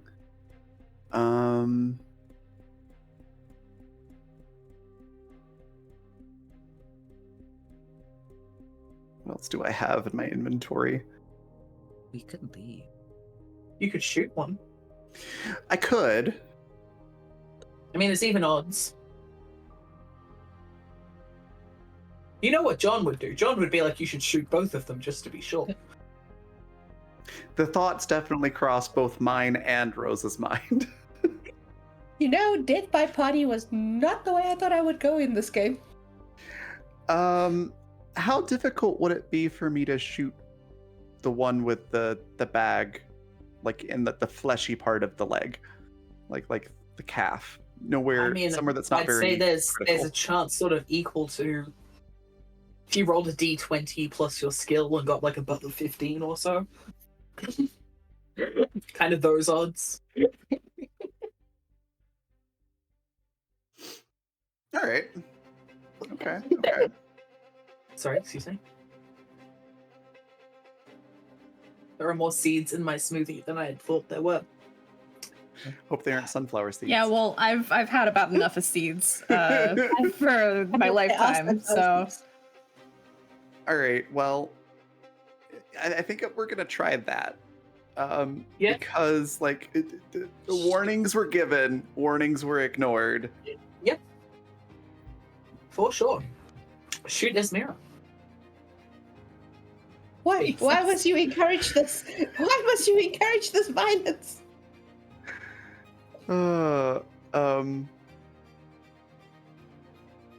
Actually, you know what? We're gonna, since I can potentially have two actions here. Mhm. First one, we're gonna shoot next to one and say, "Stop, so we can talk." Last warning. Okay. Right. So you let off another pistol shot. Yep. You're making another daunt check. Okay. Ooh, that's actually good. That is plus the 4. That is a 22. Esmera A laughs and goes, "I think the fuck not. You're trying to kill me. You're pointing a gun at me. No." And Very they on both brand. continue to try and climb the walls. Very on brand. So do you like to try and shoot again? Yeah, let me see if I can get the bonus action. 19, yes, I can. Let me spend that. Let me make sure I mark down that stamina point. Which will put me at 3 for this encounter, which is still pretty good. Training was a fantastic decision. So I think Dick is going to, not so much the daunt, but just to say it out loud, is be like, if I wanted to kill you, I would have done it already. That is and- not encouraging. Both Esmeras say. What the fuck? We're gonna shoot for the leg. All right, go ahead. Where is my weapon rolls? I didn't actually think I was ever gonna need these this campaign. Okay, so I've got a 3 bonus to my roll, so that's a 19 attack roll. 19. Hell yeah, that definitely hits. Go ahead, do damage. All right, so that's a d6 for damage. 4, and again, aiming for the fleshy bits of the lower leg, just enough Yeah. to slow them down. Yeah. It doesn't seem to react. And Delphi. that was shooting the one with the bag, right? Yes, Esmera B. Okay. It definitely connected. You saw the bullet hit. You heard the crack of the gunshot, but it doesn't seem to respond, other than a yelp of alarm and pain. Delphi. Was there blood? Not immediately, but it might be seeping. You know that Esmera wears several layers. So Is Esmera A bleeding at the same time? no, it doesn't seem to be. I was also curious about that. Oh, there's something I need to roll real quick before anything else. Is it discipline? Are you about to vivisect Yes. a party member? Okay. I need my comfort, Squishy.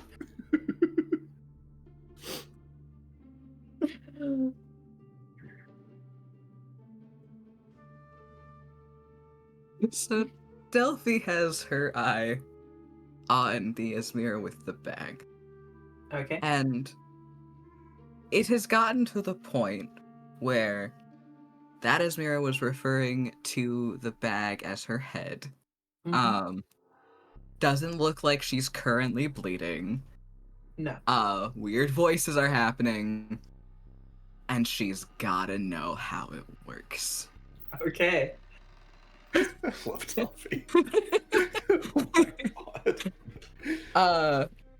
And so she is pulling out the scalpel that she keeps with Okay. her, and she is heading towards the Esmera with the bag, because I Okay. cannot keep straight Esmera A and B. Okay. Esmera with the bag is Esmera B. Esmera bag. Okay. Esmera bag. B Does that help? Bag. Yeah. Yes. Esmera A for I'm in danger. All right, go ahead, give me an attack roll with your scalpel. Okay.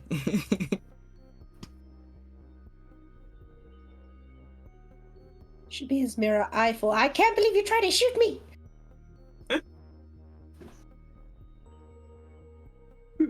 How'd that go, Cove? Unfortunately, well, Oh no. it's a 23. 23. Holy hell. All right. Hachi Machi, that's going to be a spicy scalpel hit. Jesus. All right, so I'm pretty sure a fucking scalpel would Christ. be a d4. So go ahead and roll a d4 of damage. Okay. That wasn't a nat 20, was it? That was just a No, no. Okay. That's a 3. 3. All right, good to know. Okay, as Delphi's scalpel sinks into this creature's shoulder, Esmera A lets out a scream, and the creature here is going to attempt to knee Delphi in the solar plexus to get Okay. her away. So Esmera, could you roll an attack for me? Sure.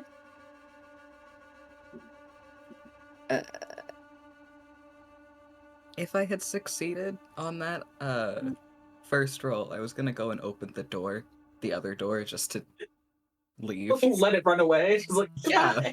Is Go. an unarmed attack might? I believe so. It is now. 26? 26. All right, excellent. That is going to be quite painful. Esmera, could you roll 2d4 for me, please? Sure. I did stab you. I'm sorry, Delphi. I literally have stabbed stabbed me. you. There's Yeah, only so you're much right. you can do. You stabbed me. I take back the sorry. Fuck you, bitch. I do it again. Probably will. 3 damage. 3 damage total for both. All right, Mhm. Delphi, you take 4 damage Cool. as a knee hits you in the solar plexus, and you feel a rib just give ever so slightly. just a big, strong hit. And Esmira tries to get, again, closer up to the wall. And you hear the ping, ping, ping, ping, ping of breaking metal wire from behind her back, as she is clearly, like, twisting and turning her wrist trying to get free. Edith! The wire around the wrist. Is there any blood? Was there blood when the scalpel did the thing? You can't see right now, it's not your turn. Edith. There's blood, please. Is that, you want to know if there's blood? Yeah. Give me a sleight Hell check. yes. Sure. There's still a Couple wheelchair on the other side of the room. Them's It's a couple goals. 19. 19. Yeah, there's blood. There's blood. So they're both bleeding. Cool. They're both... All right. no, just Esmira B. Bag Esmira is the okay. only one bleeding. All right. Cool. Anything else That's for what I Edith? She just I guess- disassociating for the rest of the round? I mean, I guess she's gonna try to get closer to the rest of the group that she's with. Okay. Yeah. Roll on up next to Dick. Dick has a gun, so... Yeah, probably. Alright. Esmira could have a discipline save, please. I think. Son of a... 12. 12? Alright, don't worry about it, Esmira. Actually, could you roll another attack for me? With your Sure. machete, please. Oh no. Oh. Ha, ha, natural 1. Natural 1. Alright, don't worry about it. Natural 1. And we're back to Rosa. Okay. Well, This game is fucked up. I'm happy I got a natural 1 on an attack roll. right. Rosa's not really sure what to do. The events that had happened did not happen the way that she was expecting them to go. I think she's done shooting at people for now. Okay.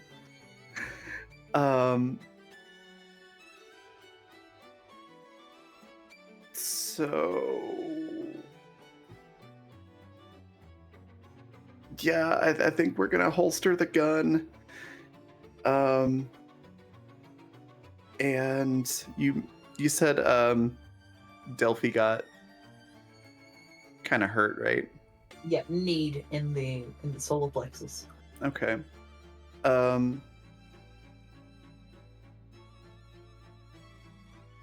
I think yeah, she's gonna just try to move over to Delphi and kind of take Edith with her. Okay. So we'll move basically at the same time as Edith if she's okay moving, essentially. Well, thanks. I know I real wanna get action, left by just myself. movement. All right, Delphi. You done got kicked. What are you gonna do about it? Did get kicked. You can keep stabbing if you want. I know. I need to roll to see if I can break myself out of the stabby. How stabby am I feeling? I'm feeling unfortunately stabby. Is Okay. how I'm feeling. Oh dear. I'd be stabbing too. I think this one's gonna go for the throat. Okay, yeah. Give me an attack roll. Mainly because I rolled a nat 1, and it just... Yeah, you know what? I'm just gonna give you advantage on this attack roll. It seems right. It seems right, you know? Roll 2 d20s, take the higher roll. Do that. Because it feels no one has right. died you know? yet. It feels good. That was a 6 and a nat 20. Nat 20. Nice. So you're gonna do double damage. So Roll your d4. So for no related reason whatsoever, when I regained that health, did it take me over my max or up to my max? Up to your Related. max. Up to your max. What is your max, by the way? 25. 25? Good to know. Good to know. That concerns me the way you just said that. How much damage did you do, Delphi? only 1d4, right? 1d4, yep. 4. 4. All right. All right. So you do 8 damage. Does either Ismira get to try and dodge? This Esmira is too busy trying to get away to like dodge. But now she's mad. So if I could get you to make another attack roll for me, please, Esmira, with the machete. Oh no. As Esmira B also pulls a machete from the sheath on her thigh and Also, attacks Delphi. quick note, because rolling might is vastly higher roll than what the actual melee roll is. I put the formula in our game chat. Yeah. Because that will make a massive difference.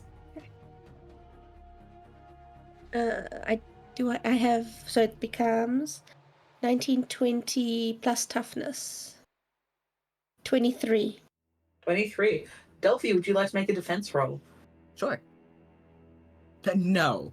I would like to sit there and be stabbed. That'd be great. That's your choice. It is. It is my choice. So I'm going to dodge. So that is a 19 plus 30, 20. That's 30, 20. So the attack hits. Could you do your machete damage for me, please?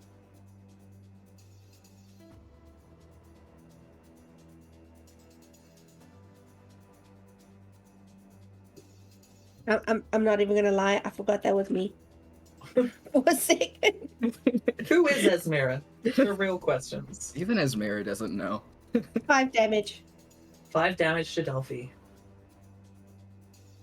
A machete big, it do 1d8. It do be big. It do 1d8. How's Delphi looking? Not great, but I'm Full of rage and ready to stab. Okay. Edith.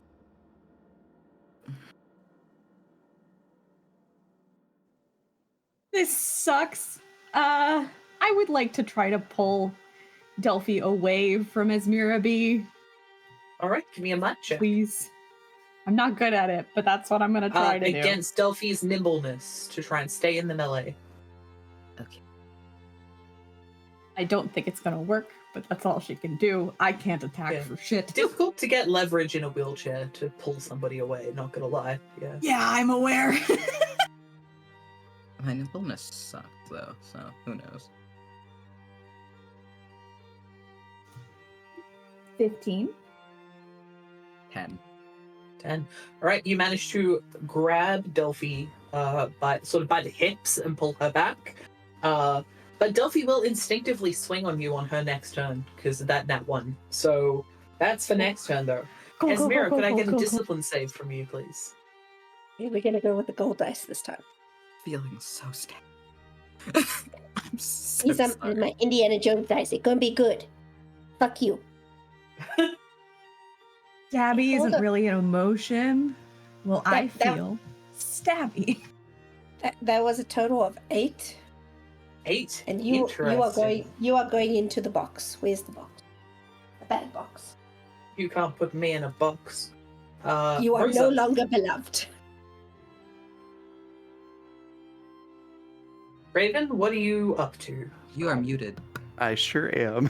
Just realized that. Sorry, I was taking a picture of parts of the rulebook that will be probably helpful for all of us here, so I can put it in chat.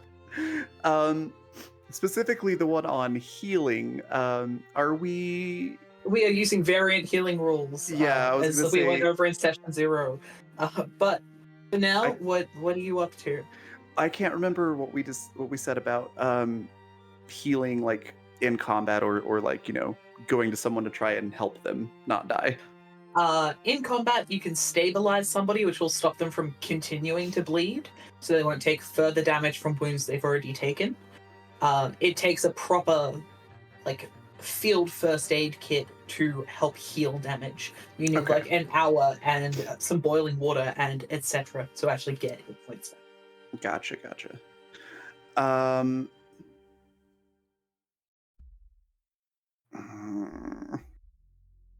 Let's see, we've had a gunshot, 2 stabs, that's 3. Okay. Alright. So I can see that Delphi is clearly being Irrational. Yeah. Irrationally stabby. Yes, that's the word I was looking for. I would like to try and grapple her so that she can't stab anyone. Okay. Yeah. Go for it. Okay. That's fair. Delphi, you can try defense. I'm gonna give you disadvantage because Edith is already grabbing you. I'm gonna try defense because she would. Also, it is a very rational stabby feeling. There are two of me and one of them just fucked up. I mean, fair, but like the stabbing wildly at everyone. So that is a 13 plus 4 on my might roll, so that's a 17. And it's an 17? opposed, grappling is an opposed might or nimbleness roll. Like, so the person being grappled can roll either, depending on how they want to Okay. try to break out of it. Delphi. For rules as written, at least. Yep. Makes sense. 7. 7. Okay. Either way. You are pinned between Dick and Edith. In other situations, what a great time to be alive. But today, not what you're after. Delphi, it is your turn. Okay. You're quite thoroughly pinned. You can try and get out of the pin. I think that's about as much as you can do, unless you're going to try and like bite Dick. It's a funny sentence. Only if he asks. Okay, I'm feeling less stabby. That's nice. I don't think she's gonna do much of anything because I don't think she feels like she can. Love that you All right. roll to make things harder for yourself. So do I. She has personal codes, and they Yeah. fuck her the fuck up. I love that. It's such good Alright, storytelling that way. Delphi's turn. Alright. Alright. Could I get a nimbleness from Esmera, please? Sure. 20. Dirty 20. Dirty 20. Alright. Esmera B, with the bag, begins to scuttle up the side of the wall like a spider. And as she does so, the other Esmera A, does the same on the other side of the room. So that they're both up on the walls, out of immediate reach. Like supernatural scuttle, or like I did a Does lot of seem rock that climbing way. as a kid cuddle? Could be either, really. You know, I had started to question whether shooting was the right choice, and now I'm swinging back to maybe it was the right choice. Edith?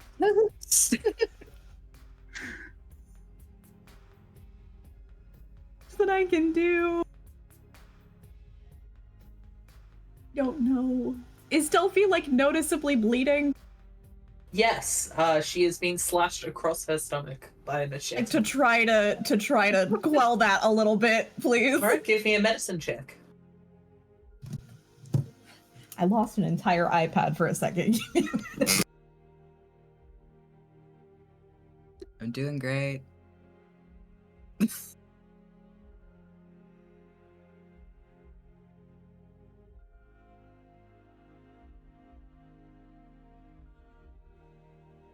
Dirty 20.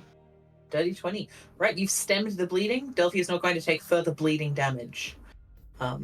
Otherwise, for each round that you have a wound that isn't healed, you take 1 hit point of damage. So, Don't you've just stab people. solved some problem. Yeah, you can't just stab people, it's bad for them. Esmera, give me your discipline roll, please. Come on. Please. Please. God, please roll good. Please. Please. Come on. God, that's so fucked. I rolled a 3 again. I rolled 2 So 9s, sorry. a 7, and now 2 3s. I'm so sorry. Alright, so Esmera continues to scuttle up the side of the wall. And we're back to Rosa. Is this you? Are you bad luck?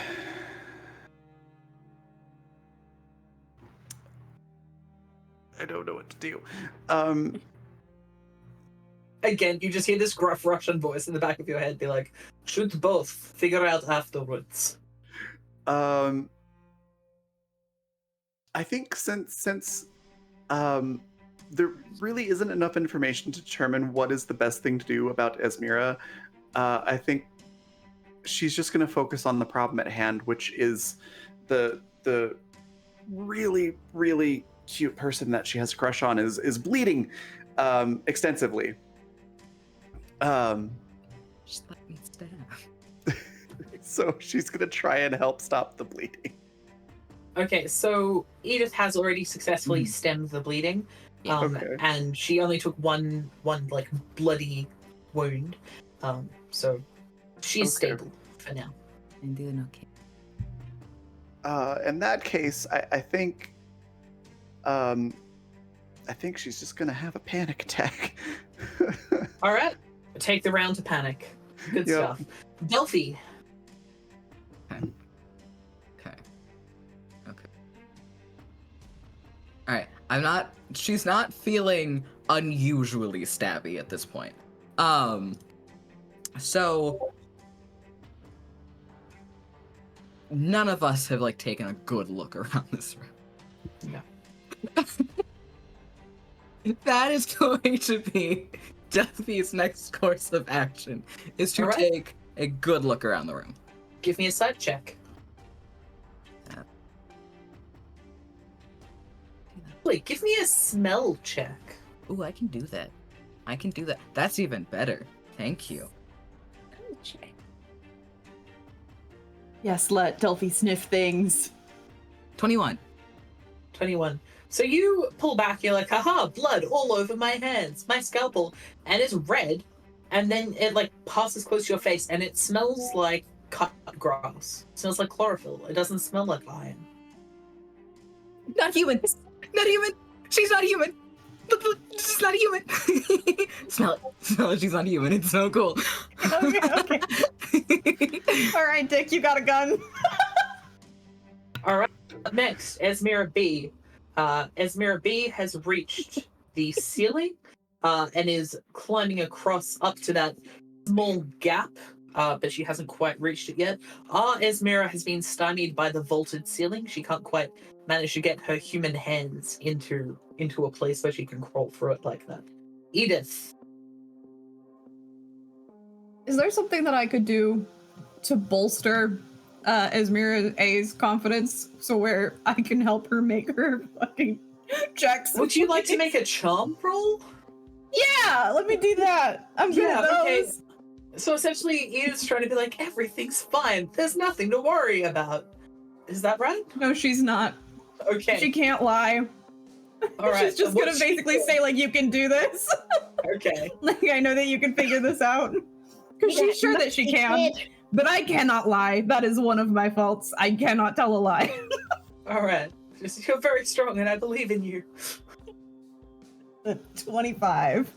25. All right. Yeah, I'm going to go ahead and say that on your next roll, Esmira can add 5 to her result. Love that. Okay. And speaking of, it's Esmira's turn. Make a discipline save. Come on. Please. Okay, does 17 work? It does, yes. Thank you for the plus 5. So you snap out of this like harmonization you're in with this creature on the other side of the wall. Sort of 5 meters off the ground, pressed into a corner of the room, clinging onto like a little bit of rock shelf for dear life. What do you do? So theoretically, could I throw a machete at it? Absolutely. I'm gonna try and throw a machete at it. Give it a shot. Just off of. Come on, it's not discipline anymore. You can roll good now, okay? You can roll good now. Very good. So it will be 23. 23. Yeah, go ahead and do damage.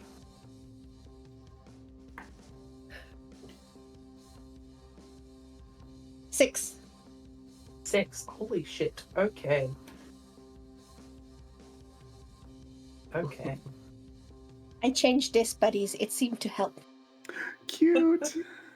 Okay, Look at me. so Esmera, you reach out and you throw the machete, and it sinks up to, like, deep into this thing's spinal column, like right in the back between the top two vertebrae, kind of just below where the neck meets the shoulders. And you all hear this sort of solid, meaty thunk as it sits in, the crack of the vertebrae as they're pushed apart. And then, Esmera, you feel your spine go numb, and you lose grip on what you are holding on to and fall to the ground. Could I get a nimbleness check with disadvantage, please? I just stabbed myself in the back. An extra wheelchair, I'm sorry. Did you bring a spare? you So that imagine? will be a 19. 19. Okay, so you managed to It's my fall in day such a way you wheelchair won't and my take evening wheelchair.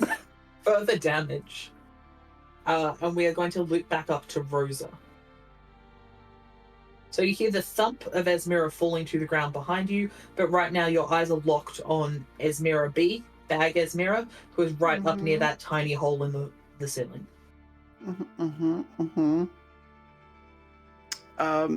So I'm really glad that, that this sounds terrible, but I'm kind of glad that happened. Because my plan for this turn was to just open fire. So, better that than being riddled with bullets, I suppose. Hey, the first bullet you shot did not open a hole in my leg. That's true. I don't know. If I die, I die. Go for what you want to do. So Esmera B is just lying there, right? Esmera B is up in the ceiling, like about to climb through this tiny hole. Esmera A is just lying there on the ground. Oh, okay. So that did not actually stop B from. It hit them, but they haven't done anything about it. Okay. I have a really quick question. Yeah. Yeah.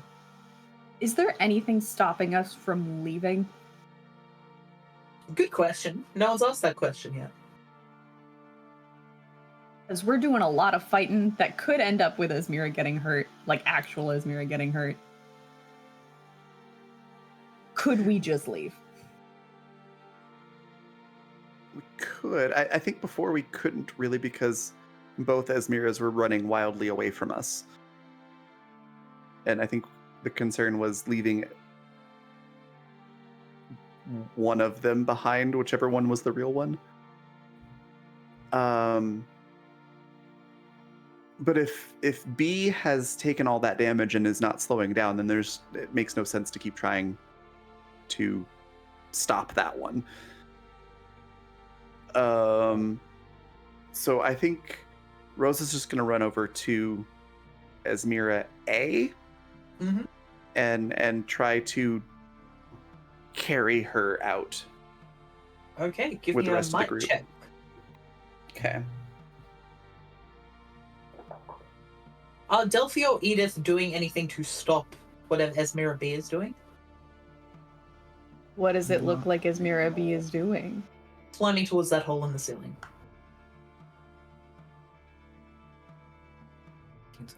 And no, but only Okay. because I rolled over a 10. Okay. I don't think there's anything I can do, even if I wanted to. All right. And how did that might roll go for you? So that's a 17. 17. All right. You just heft Esmera up, fireman carry over the shoulder. You're good to go. As you do so and look up, all of you will see the other Esmera reach up and begin to wiggle through the hole in the ceiling, much like a rag doll, where even though they are a certain shape, you can just kind of push and pull until they can fit through a gap. Like all of the limbs bulge in strange ways as the stuffing moves to the ends and then pops through. That's terrible. And she's gone. So Thanks, I hate it. Quick question. Did we Yep. just let a creepy ass Esmera loose on this island? yes. Let seems Yeah. like a strong word for this situation. No. Y'all got it down. Y'all Still let got it it. out. Second question. Did my machete go with it through the hole? Yes, it did. It's on And- with my machete! More than that, Dick, as you pick Esmira up, you realize that she is bleeding from a gunshot wound to the leg, several stabs to the shoulder, and a massive stab in the back of the neck. As Esmira, you take 30 points of damage from all of the injuries that you sustained over the course of that battle. Yeah, see, if I told you that Esmira was taking damage, you would have stopped attacking. Valid, though. True, which is why we kept asking if she was Yeah. bleeding. Yep. If I was bleeding, we checked! Checked So for a reason. with that in mind, if I saw that she's actually bleeding, I actually probably wouldn't pick her up right away. Okay. Would probably want to take care of the wounds before picking up. Absolutely. But just for a moment, -5. -5. I'm going to get everyone else to take off their headphones for a moment. Oh dear. So just Esmira is who I want. Thank you. Esmira, you fall unconscious, and then you wake up. You're on a train. It's like an old-fashioned sort of a train, you know, the kind where it's like the seats facing each other in like little cubicles, back to back with another cubicle, and you can feel there is someone seated with their back to you. And a low, smoky, feminine voice goes, "I'm so sorry, but please don't turn around. If you turn around, you'll wake up, and I really need to talk to you before you get up." Who are you? I'm a power upon this island, and you're dying. I wanted to ask if you wanted to make a deal. What kind of deal? Okay. Well, there's no really easy way to say this, but you have something that I want very, very much. And if you give it to me, I'll bring you back to life. Right now, you're in a loading zone, if that makes sense. You haven't left this life entirely and entered whatever you would call the afterlife, but you aren't fully inside your body either.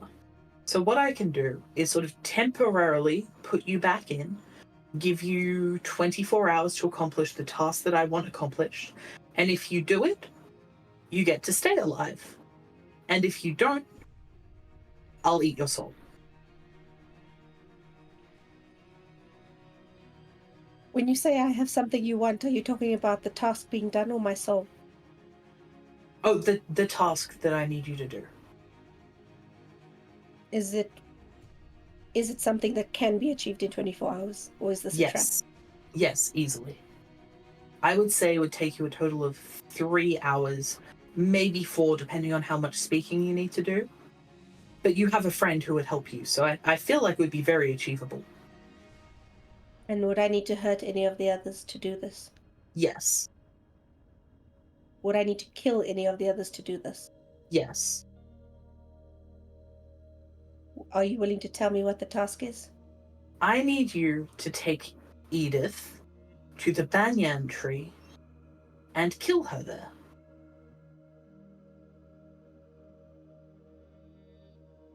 I want you to nail her to the tree with the copper nails you'll find at the foot of the trunk and kill her. And in return, I'll make sure that you and your friend Luke, you want him to live, right? I'll make sure that you and Luke both survive. I don't know if I can do that. Look, it's an option. It's either that or you die. And if you die, your friend Luke is probably going to die too. Let's be completely honest here. You're like 98% of his self-control. And if you and Luke both die, then I don't see much of a chance for the other ladies in this group either. Why do you want to hurt her? I don't want to hurt her. I just need her to be dead. I would never want to hurt her. I love her. Would she stay dead? Yes. She'd be with me. Here. Who are you? Oh, as I said, I'm a power on this island. What's your name? I'm the Scarecrow. The scarecrow that just left. No. I left that here to help the next people who came in. But I left it there for a really long time, and I guess it got kind of weird. So it's all kind of like weird and moldy and bendy, and it's probably picked up some strange ideas from the Sunflower Man. But no, originally I left that there to help you. It's just a puppet. How can you love Edith? You've just met her. Have you never met someone and just in a moment you saw their soul, the shape of the person that they are, and just struck to the bone by a moment of breathless delight as you understood that they're the perfect person? No, can't say that's ever happened to me. I hope it happens to you sometime. Love is a beautiful thing. Out of character, I was right last session.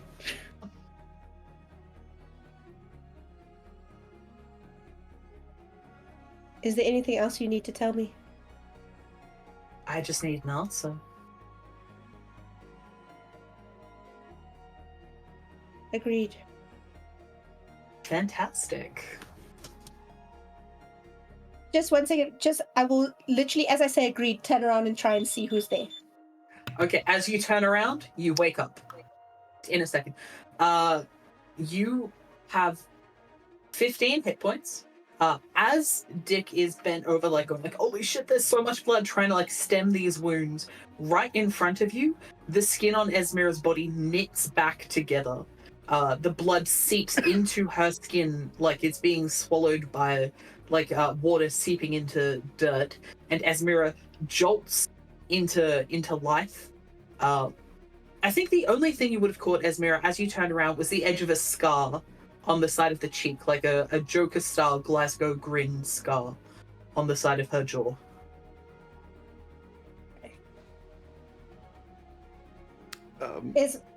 Esmera like kind of sits up very suddenly, very shocked.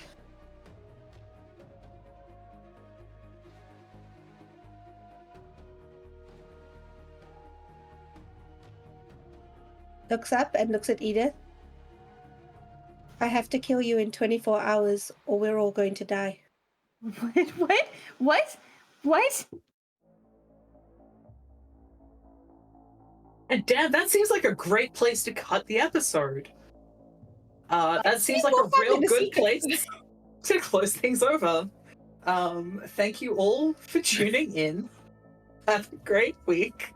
Let's go. I've been Ren. I'm your game master. We've been playing the Copper Pyramid, which is a limited run series of Nerdsmith Presents that we play in Fundamental RPG, a D20 based dice system that you can purchase from Raven's Coffee Shop. I am a writer and a game designer and a bastard. You can find me at my various links that are in the chat currently. I use he, him pronouns, and I love tabletop gaming in many, many different ways.